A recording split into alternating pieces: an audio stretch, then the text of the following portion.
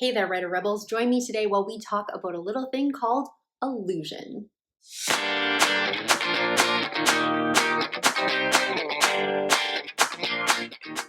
Hello everyone, it's me, Scarlett Kol, and I am back with my Back to School Author Academy talking about various literary devices for you to punch up your prose. Today we are going to be talking about illusion, not to be confused with illusion, which starts with an I, but it is a great and easy tool that anyone can use to improve their writing as well as make it more interesting for their reader. But before we get started, I did want to say thank you to everybody who's been joining me on this series, and if you've been here for a while, thank you so much for coming back. However, if you aren't a subscriber, you can definitely hit that subscription bar and the notification bell below this video, and while you're down there, hit the like button so YouTube knows this is something worth watching.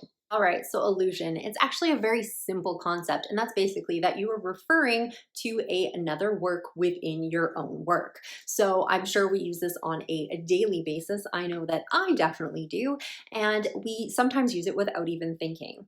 Illusion is a fun one because it can be used on both large scale and small scale, which I'll get into in a second, and then I will discuss some of the reasons why we would want to use it and where within our prose, as well as some things to avoid when you are using illusion, if you should be using it at all. All right, so here we go. Illusion is the idea of alluding to another work. You will hear this very, very often in regular conversation. There's a lot of things that you probably don't even realize you are alluding to when you talk about them. A lot of them can be one-offs, just something in a simple sentence. For example, I got on TikTok last night and wow, I fell down this rabbit hole of Alabama Rush videos. So when I refer to rabbit hole, those people who know Alice in Wonderland, which a lot of people do, will understand that I am referring to, falling down and going on this kind of adventure into something else and getting lost in there. It's referring to Alice in Wonderland and Alice going down the rabbit hole. So you will see things like that. Or going on the Alice in Wonderland examples, she smiled like a Cheshire cat. The Cheshire cat, I don't believe is real, but if it is, they are referring to that very wide and broad smile of the Cheshire cat in Alice in Wonderland. In a lot of the fantasy stuff that you will read nowadays, sometimes people will make derogatory comments about sparkly vampires. Obviously, that's going back to Twilight, as Twilight is, as far as I'm aware, the only one that refers to vampires that sparkle. And one of the ones that is probably the most common in your daily life is when people quote them directly and randomly will come up with quotes from your favorite shows. So I know there's a lot of people out there who like to use quotes from The Office or Schitt's Creek or various different things. And when they are using those in conversation without direct reference to what it's referring to, they are alluding to that piece of work. So when you are writing, it is very common for those things to come into your prose, even without you knowing it, in one-off sentences or lines. It doesn't necessarily have to be this whole encompassing reference to some other work within your particular novel. It can be just a one-off. The second thing that you could do with illusion is it could be a big thing that is referenced throughout your entire novel. An example of this would be my book, Sleepless. So for instance, in Sleepless, we reference Macbeth by Shakespeare. The students are learning it within their class and they are referencing that material in various different ways. In specific scenes, my character is remembering things that she learned in her class that actually tie into her plot. Even though I'm not doing a retelling Macbeth here, there are some themes and things that are similar, and I am alluding to that story so people understand those themes. There are 3 witches in this book. There are 3 witches in Macbeth. There is the representation of blood and a lot of the Lady Macbeth story that does fall into here as well. So there are definitely some parallels between Macbeth and Berkeley within this story. They also reference the sleep no more line, so guilt and sleep, which is something that is kind of a big deal for our character Berkeley here. So in this particular work, I reference Macbeth a lot, even though it's not a retelling Macbeth, it's just kind of in a similar vein with those particular themes and taking some of that imagery from Macbeth and putting it in this book. So you've probably seen a lot of movies that have really heavy nods to Romeo and Juliet, or they will have nods to The Taming of the Shrew. Shakespeare seems to be a very popular one, but it doesn't necessarily have to be something that classic. It can be something a little bit more contemporary, but you are going to see it permeated through the entire work, how things are referenced, how certain lines are used, using similar imagery from the original work.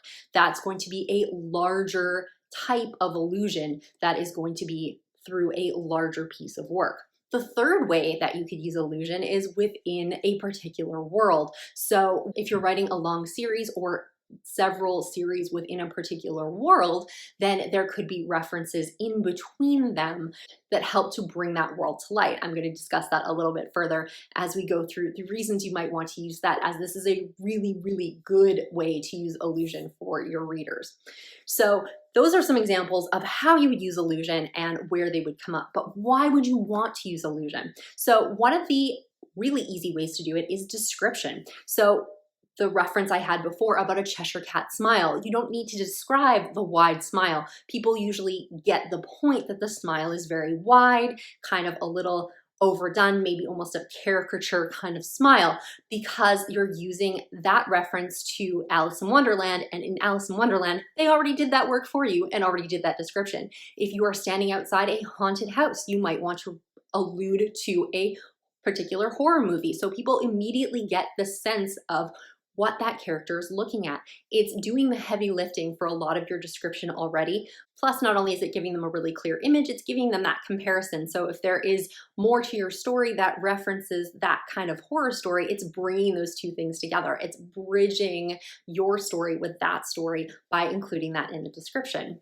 And if we want to deepen that a little bit further, we can use it for character descriptions very specifically.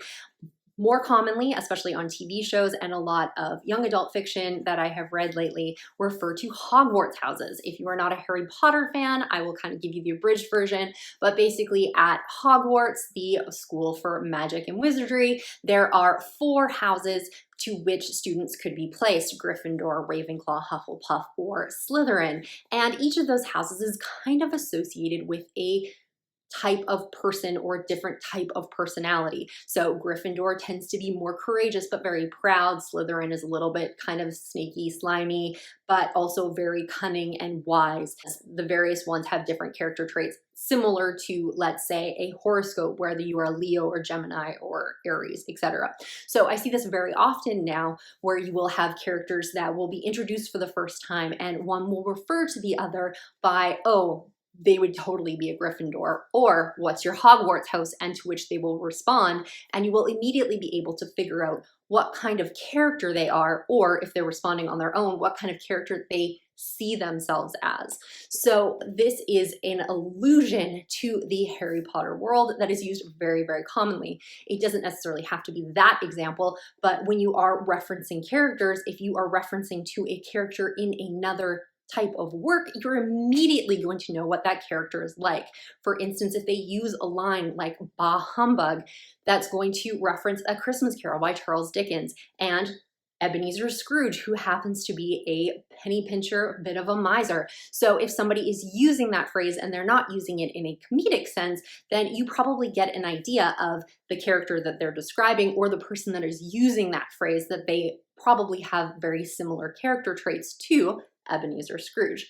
This can be used in a lot of different ways, and you can definitely have fun with the characterization if you have characters that fall under specific archetypes, or you want people to think of those other characters as they are reading your story. If you have based a character on somewhere else, it might not be a bad idea to put a little bit of an illusion in there so people get that image in their heads of what that person looks like, what that person acts like, and then being able to apply that to your story. One of the other reasons you might want to use illusion is for inside jokes or adding layers to your work. Sometimes authors will choose to include obscure references within their work for a particular reason. Sometimes it's just an ego stroke for themselves to see who's going to catch it. Sometimes it's a special thing for those people who are really into the genre. So let's say you are a space opera author and you reference a very obscure space opera where only certain fans are going to catch that. So that's going to provide extra value value for those people who catch that little bit of an Easter egg that you've left hidden for them, whereas the majority of people are going to go right by it and not even notice. For them, it's going to provide extra value and a connection between you as an author and a reader when they read that. Sometimes it can be very tongue-in-cheek what you're referencing and create some sort of joke or satire or commentary on something because you are referencing something that not everybody's going to get, but if they do get it, it's going to make it so much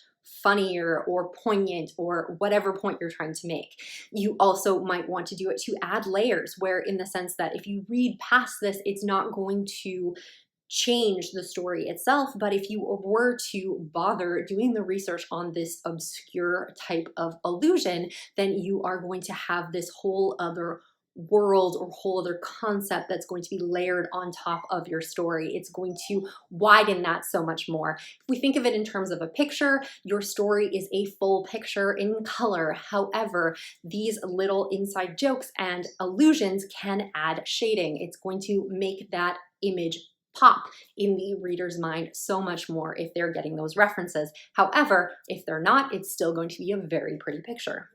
Another reason to use allusion is to flesh out your world. Because you can reference other works, it doesn't mean you can't reference your own. So when people are writing in a particular series, you will see this a lot in small town romances where the books are standalone and they are referencing other couples or other characters from other books or other locations.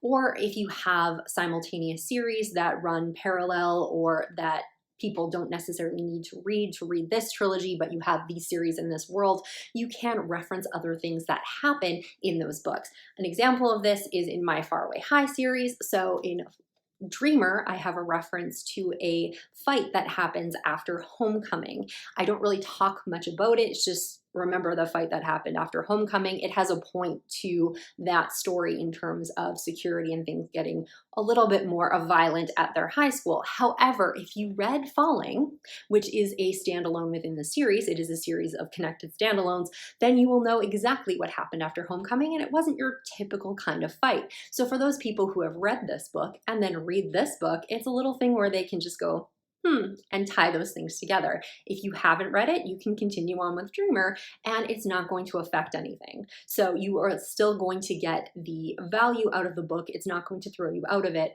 But if you've read this one, it's going to provide so much more. And for those people who have a lot of series and very voracious readers, they are really going to appreciate those types of Easter eggs because it makes them feel part of the club, a part of the inside joke that you have within your world. It doesn't necessarily have to be funny or tongue-in-cheek. Like I said, it could just be something where it's going to remember something from another series and just make them feel all that more special. And the last reason you might use allusion is to convey themes. So sometimes this is used in more of the larger allusions that have kind of gone through the entire book. And if you have a similar theme to another piece of work out there, you might want to have a lot of allusions to that work. So then that way people really get if I got the theme of Wuthering Heights, then I'm going to get the theme of your book because there's a lot of allusion references that they are similar. That you see a lot of reimaginings, kind of retelling stuff that uses this a lot because you want people to understand the original work and how that ties into your work. I'm sure I don't need to tell you the amount of things out there that reference Romeo and Juliet and have allusions to it, and they just have a similar theme or plot structure. So if you want to convey the theme of your story and you do want to have some allusion, then alluding to popular things that have the same sort of theme or structure is definitely going to help get that across. All right, and if you are going to use allusion, there's definitely some things that you should be careful of or avoid. Number one, like all literary devices, please use sparingly. Just like the person in your office who references The Simpsons all the time, the first couple of times are kind of funny, but after a while, you really get tired of it really fast. So depending on how you are using your allusion, whether it's going to be grander or something smaller, be cognizant of how many times you are using it and make sure that the ones you are using are useful and necessary. The next caution about allusion is to make sure that you are using allusion to things that are popular enough that people are going to understand. Unless you are specifically putting something in there that you are trying to make it difficult for the reader or trying to be obscure, then you are going to want to use references that people understand. There's a reason that a lot of people allude to classics. It's because they've been around for a long period of time, and there is a better chance that most people, even if they haven't read them, they do know what the stories are about or the main themes, as they've probably seen them replicated in a lot of different things before or talked about in school when they were attending. So if you are referencing some very contemporary work, then it's going to be a lot more difficult for the readers to understand that. If it's within your particular genre and you have a lot of voracious readers in that genre, it is a better chance that they're going to understand it. But if you want them to catch the allusion, if you want them to know what you're using as a description or as a characterization, you need to make sure that you're using references that people are gonna get. You can't just pick the book you read last week that hardly anybody's had a chance to read yet, because no one is going to understand what you're doing. So if you're using it to enhance your description, it's not going to do that because nobody knows what you're talking about. The second thing about that is that you want to make sure that your reader still understands what you're talking about. Just because you're referencing Alice in Wonderland doesn't mean they actually know the story. The probability is pretty high, but it doesn't necessarily mean that they are. Maybe English is their second language and this isn't a story that is very prominent in their culture. So reading your book, they may not catch Alice in Wonderland references. So you do want to make sure that when you are describing things or people or anything within your book where you're using allusion, that they're still going to understand what's going on in that particular scene. So if they are to miss the reference, then that's okay. They still get what's happening. Obviously, you don't really want to repeat yourself. You just want to make sure that it still makes sense. In the particular sense of a Cheshire Cat smile, we still know that the person is smiling. The Cheshire Cat part adds the very wide smile, but if somebody were to read that and not know what a Cheshire Cat is, they would still understand that the character is smiling. And the context around that you have in terms of the dialogue that you use and the situation should indicate that this is a very wide smile, even though you're not going to specifically say that. The risk of not doing this properly is that people are going to be thrown out of your book, and no matter how good it is, they're not going to want to keep reading because they really just don't understand it and don't want to do the extra work of looking things up. In terms of inside jokes and layers, those people that are looking it up that are going to get the value out of that, that's a special breed of person, and the majority of people won't. Making sure that people still get the context of what you're saying, no matter what you're alluding to, is key here. And the last thing is, remember to write your own story. Even though allusion can do some of the heavy lifting in terms of description or in terms of conveying theme, you do want to make sure that you are writing a great and compelling story anyway. By providing allusion, it definitely enhances things for the reader, but like the painting example I used before, you can't shade something that you haven't painted yet. So make sure that you are telling your own story, you are drawing your own conclusions, and that you are including all the appropriate key beats and plot points in your story. Just because you are alluding to something else does not mean that it's going to write your story for you. So that's all I've got to say about allusion. If you liked this video, make sure you're hitting the like button below this. And if you want to see more from me, make sure you're hitting that subscription bar and the notification bell if you aren't a subscriber already. I really hope you're enjoying this Back to School Author Academy on literary devices. And if you are, let me know in the comments. If there's any literary devices you would like me to cover, I already have them figured out for the month of September, but I would definitely incorporate additional videos if you guys wanted later on down the line. Include that in the comments below. Have you used allusion before? And what are some really great examples of allusion that you've seen in both literary, TV, films, videos, whatever it is out there? Thank you for joining me. Again, I'm Scarlett Kol, young adult author, YouTuber, and storyteller, and I will see you all soon.